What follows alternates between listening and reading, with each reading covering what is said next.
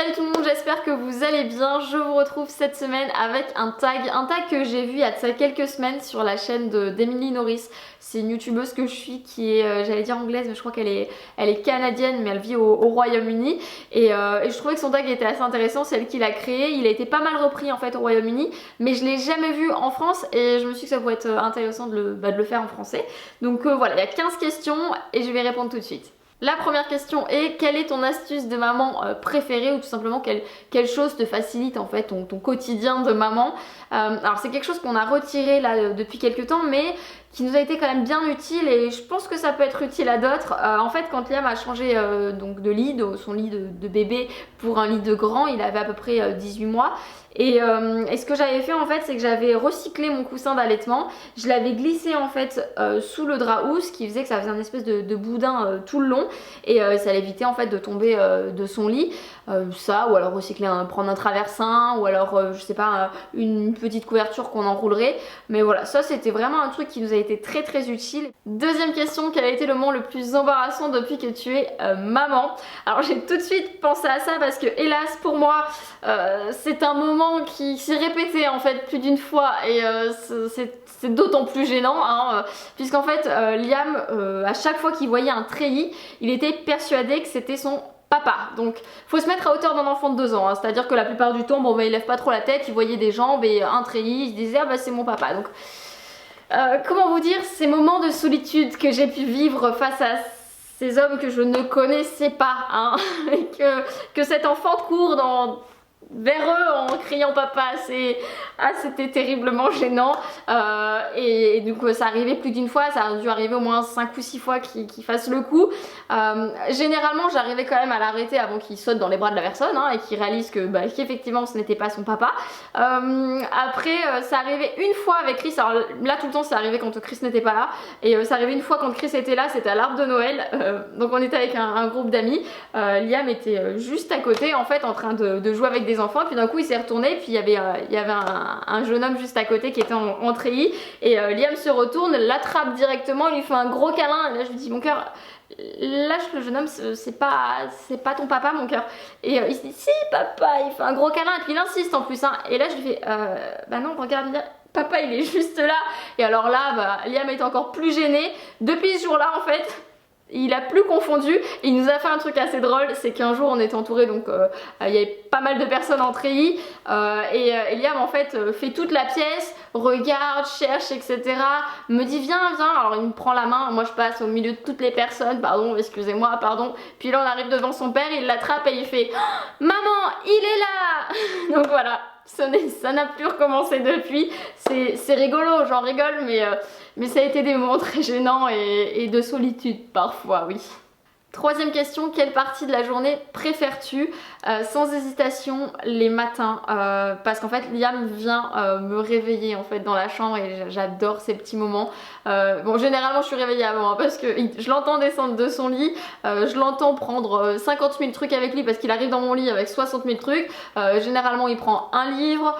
Parfois il y a des petites voitures, son doudou et en fait il a le temps de faire tomber tout ça sur le chemin, donc je l'entends rouspiller, j'entends oh, doudou, j'entends le livre qui tombe 3 fois avant d'arriver jusqu'à la porte de ma chambre et déjà ça me fait rire et je l'entends arriver, il pousse la porte délicatement, il voit que je suis encore endormie donc il fait pas trop de bruit, il monte tout doucement sur le lit, il se glisse dans le lit et puis là il me réveille tout en douceur et j'adore en fait, j'adore ces petits moments de tendresse et puis là on finit par se réveiller mais vraiment tout doucement avec le livre, je lis le livre qu'il m'a apporté et voilà, enfin c'est des petits moments comme ça que j'adore. Question 4 maintenant, au contraire, quelle est la partie de la journée que tu aimes le moins? C'était difficile de choisir parce que en fait les journées se ressemblent pas forcément et j'ai pas de temps difficile en fait dans la journée, il n'y a pas d'éléments marquants qui vont être un peu plus difficiles à gérer, ça se passe très bien généralement, il y a peut-être juste en fait quand on prépare le repas et généralement c'est uniquement le repas du soir, donc je pense qu'il y a la fatigue de la journée aussi pour tout le monde, mais quand en fait Liam me prépare le repas avec moi à chaque fois, il adore ça, il adore participer et tout, puisqu'il a sa petite tour que je vous avais fait en DIY, je vous mettrai le DIY là si jamais vous l'avez loupé, et donc il m'aide à faire plein de choses, alors je lui donne toujours plein de tâches, un truc qu'il adore, j'ai un petit moucheron qui est venu juste devant mon nez, c'est très désagréable. Un petit truc qu'il adore, c'est éplucher tout ce qui est oignons, échalotes, etc. Enfin, ça c'est un régal, hein. Ça c'est vraiment sa tâche préférée. Mais il y a des fois, voilà, je trouve pas forcément quelque chose à lui donner. Je suis juste en train de retourner une escalope dans la poêle et lui s'impatiente parce qu'aussi, ben, il a faim, parce que voilà, ça lui donne envie, parce qu'il veut aussi participer, mais en même temps, bah. Voilà, c'est très compliqué, il y a des fois donc j'ai plus forcément de choses à lui donner, même si j'essaye de trouver des alternatives, lui dire bah tiens on va jouer à tel truc en attendant, voilà, il veut participer à la cuisine, il y a des fois ça peut être un peu compliqué à gérer, mais voilà, heureusement ça n'arrive pas tout le temps. Cinquième question, quelle était la pire chose qu'on ait pu te dire enceinte? Enceinte c'est terrible parce que des fois tu reçois plein de phrases comme ça et de parfaits inconnus parfois même mais ça m'a pas, c'est pas quelque chose qui m'a marqué, j'ai pas eu vraiment une phrase qui m'est marquée, généralement ça me passait au-dessus et voilà mais disons que ça a été plutôt des choses qui m'ont dérangée quand j'étais enceinte, c'était quand on n'acceptait pas forcément mes choix, je pense notamment à la péridurale. Moi en fait tu me poses la question, je te donne ma réponse mais j'attends pas d'avis en fait de ta part.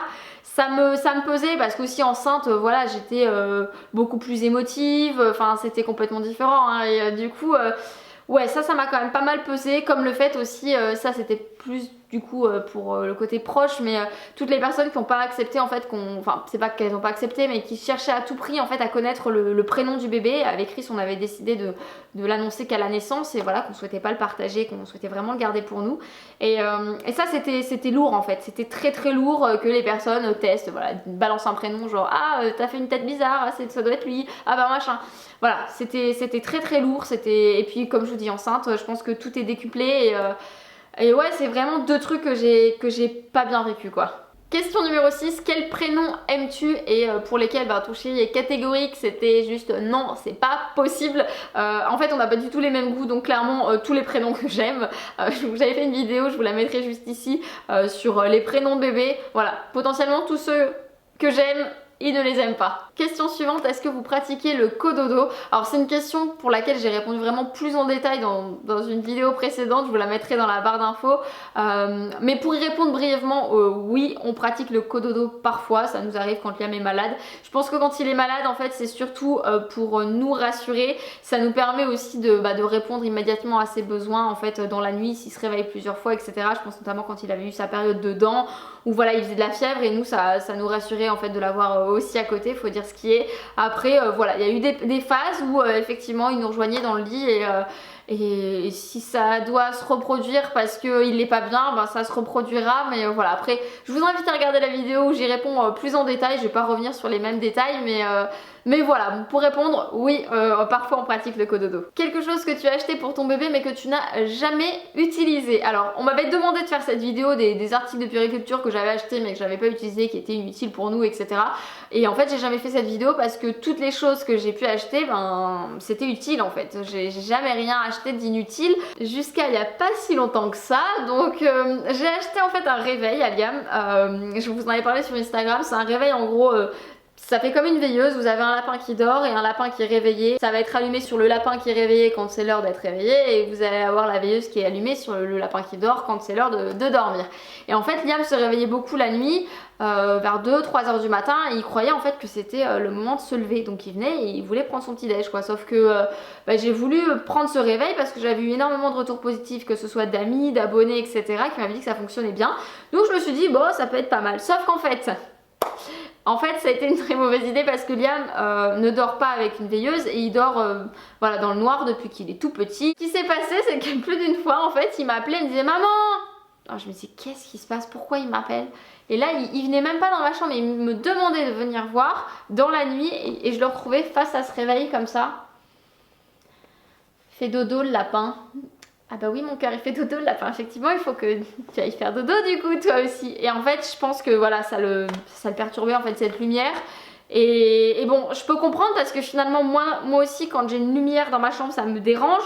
Donc finalement c'était pas une très très bonne idée. Mais je l'ai pas vendu, je l'ai gardé parce que je me dis que potentiellement ça pourrait peut-être nous servir plus tard. Peut-être quand il va rentrer à l'école, peut-être que... Ouais, je sais pas, j'essaie de me convaincre. Question numéro 9, les 3 trucs à avoir absolument dans sa valise de maternité. Alors, la première chose, un plaid que j'avais pris pour Chris à la base, mais en fait qui m'a été énormément utile. Si vous avez vu mon récit d'accouchement, bon, vous comprenez. Une veilleuse, parce que quand j'allaitais Liam, voilà, c'était vraiment beaucoup plus agréable la nuit d'avoir juste une petite veilleuse plutôt que d'allumer la lumière avec le gros néon de l'hôpital. Enfin, honnêtement, voilà, c'était vraiment le mieux. Et la troisième chose, je dirais... une tenue, voire une petite trousse de toilette pour le papa. Enfin, j'avais pris ça pour Chris et je sais qu'il avait été très content d'avoir une petite brosse à dents et tout. Donc voilà, ça pour moi c'est les indispensables. Question numéro 10, es-tu une maman à routine ou vis-tu plutôt au jour le jour? Et enfin, quelle est votre routine du soir? J'ai une routine dans le sens où oui, je me lève tous les matins, je mange tous les midis et à peu près à la même heure en plus. Mais d'un côté... il n'y a pas de routine spécifique dans le sens où le soir, il va parfois prendre son bain avant de manger, parfois après manger. En fait, ça change toujours et ça change aussi par le fait qu'on soit parfois 3, parfois on est 2.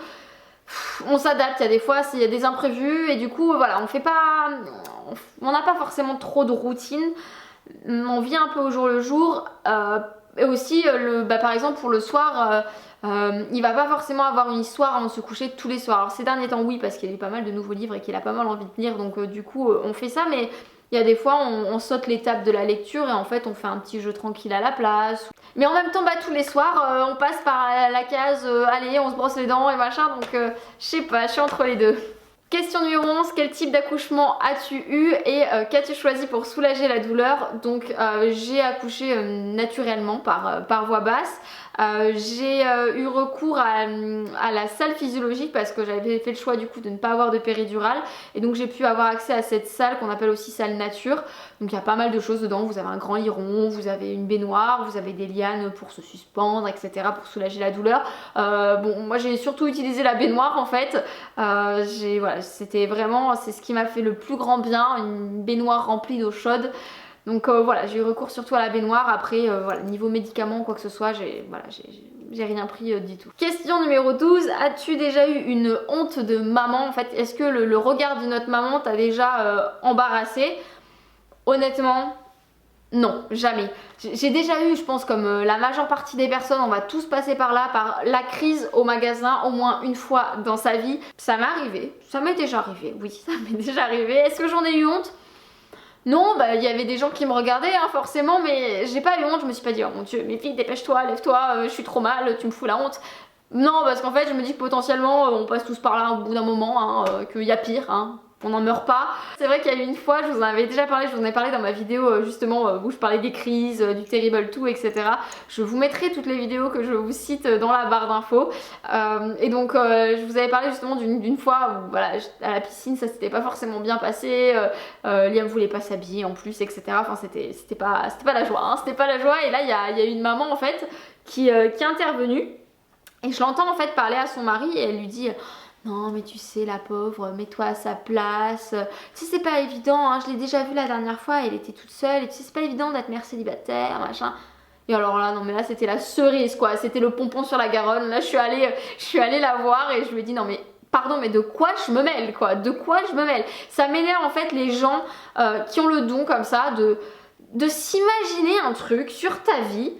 Ils connaissent rien de toi et en fait ils vont se dire ouais les mères célibataires, ouais machin. Moi il y a plein de papas qui sont avec moi à la piscine, qui sont tout seuls et pour lesquels j'ai jamais vu leur femme. Et je me dis pas ouais le mec il est père célibataire en fait. Non, je me dis que potentiellement il vient passer un moment avec son enfant si vraiment je dois me dire quelque chose, mais en fait je me dis rien parce que ça, enfin voilà, ça c'est un truc qui m'agace au plus haut point. Et c'est pas une honte, j'ai pas eu honte en fait. Mais en fait cette dame m'a saoulée quoi, très clairement de me juger justement alors qu'elle me connaît même pas quoi, qu'elle connaît pas ma situation familiale, enfin bref, voilà. Mais une honte vraiment, non. Une honte oui parce que Liam appelle des inconnus papa, pourquoi pas, mais le honte du regard d'une autre maman, non. Question numéro 13, quel est le plus grand défi auquel tu as été confrontée depuis que tu es maman? Ça a été compliqué de répondre à cette question parce que honnêtement... alors je pense que c'est dans mon tempérament, je relativise beaucoup, je suis quelqu'un d'assez positif, en tout cas j'essaye de l'être au maximum dans ma vie. Et du coup c'est vrai qu'il y a peut-être des choses, par exemple renouer avec ce corps qui n'était plus du tout le même avant la grossesse. Je pense à ma poitrine, j'ai perdu toute ma poitrine en fait, elle est partie avec mon ventre de femme enceinte. Donc voilà, ça a été un petit peu, il a fallu que j'apprenne à aimer à nouveau ce corps, mais ça n'avait pas été si compliqué que ça en fait, comme le fait de... Par exemple, je pense à un autre truc, ça peut être un défi pour certaines. J'ai dû m'occuper de mon bébé quand il avait 1 mois et demi pendant quelques temps parce que Chris a dû s'absenter pour le travail. Bah, ça peut être un défi pour certaines, mais en fait, j'ai pris la situation telle qu'elle et en fait, j'ai pas trouvé que c'était un défi. Je pense que voilà, ça dépend en fait de l'importance qu'on apporte à toutes ces choses. Je peux comprendre que ça peut être un défi pour quelqu'un. Maintenant, voilà, moi je pense que c'est aussi dans mon tempérament, je suis comme ça, je relativise beaucoup, je suis contente de la vie que j'ai, je me dis que j'ai une famille en bonne santé. Voilà, je demande pas plus en fait. Avant-dernière question, quel est le meilleur conseil que tu aies reçu? Et enfin, quel conseil donnerais-tu à une future ou une jeune maman? Alors le meilleur conseil que j'ai reçu, je pense que ça a été de ma sage-femme et d'une puéricultrice que j'ai vue dans les tout premiers mois de vie de Liam. Je leur posais des questions sur voilà, est-ce qu'il grandit bien, est-ce que machin, est-ce que potentiellement ça je le fais bien, ou voilà, quand j'avais des questions, bon je les ai pas là en tête, mais voilà, des questions en soi assez banales. Et en fait les deux personnes m'avaient répondu: vous faites les choses très très bien, vous inquiétez pas, faites-vous juste confiance. Et en fait, c'est 2 phrases qui ont vraiment résonné en moi parce que je crois que je me posais trop de questions, mais je pense que c'est normal, voilà, quand on débute un petit peu et quand on s'y connaît pas trop, on se dit est-ce que c'est bien, est-ce que je fais bien, est-ce que machin, et en fait, quand j'ai commencé à me faire confiance, tout allait bien en fait. Donc c'est vraiment des conseils que j'ai appliqués, que j'ai utilisés, et ça m'a permis de m'épanouir en tant que mère, je pense. Des conseils ou un conseil que je pourrais donner à une autre maman, du coup de se faire confiance, mais surtout de pas forcément prendre en considération tous les avis de chacun. Tous les trucs de la grand-mère, la tante, la belle-mère et j'en passe, la voisine parfois, voilà, des gens que vous connaissez même pas, parfois même, qui se permettent de donner leurs avis sur votre façon d'éduquer votre enfant, sur, voilà, genre ah bah non tu devrais pas l'allaiter, tu sais l'allaiter trop longtemps, ça ferait de lui un bébé trop accroché à sa mère, ou voilà, des trucs parfois qui ont ni queue ni tête, qu'on peut entendre de telle ou telle personne. Faire abstraction de tout ça, ça peut être parfois difficile, mais je pense que ça c'est vraiment la clé. Du coup par la même occasion, vous faire confiance, mais juste voilà, pas écouter tout ça. Honnêtement, je vous jure que vous vivrez pleinement votre maternité, votre rôle de mère, et ça va vous permettre de vous épanouir en fait comme vous le souhaitez. Je pense que ça c'est le mieux quoi. Vraiment, tous ces trucs là, faut que ça passe au-dessus quoi. Et pour finir, quelle maman adores-tu suivre et qui tagues-tu? Honnêtement, des mamans j'en suis beaucoup, alors majoritairement sur Instagram. Si vous ne me suivez pas, je vous invite à le faire. Alors regardez, même dans mes abonnements, vous allez voir qu'il y a quand même pas mal de mamans que je suis, d'horizons différents, avec un ou plusieurs enfants, de nationalités différentes. Enfin voilà, vraiment c'est assez large, mais je suis beaucoup de mamans. Après, qu'est-ce que je tag? Je tag toutes mes copines qui regarderont cette vidéo et qui auront envie de la faire. Je tag toutes les personnes que je ne connais pas mais qui ont envie également de faire ce tag. Je vous listerai dans la barre d'infos toutes les questions comme ça pour que vous puissiez les reprendre. Et voilà, en fait, si vous avez envie de faire ce tag, mais faites-le avec grand plaisir. Si vous avez envie que je vois vos réponses, n'hésitez pas à me taguer également. Et puis voilà, sur ce, je vous souhaite de passer une très très bonne journée et une bonne soirée peut-être même, je ne sais pas. Et je vous dis à la prochaine dans une nouvelle vidéo. Ciao!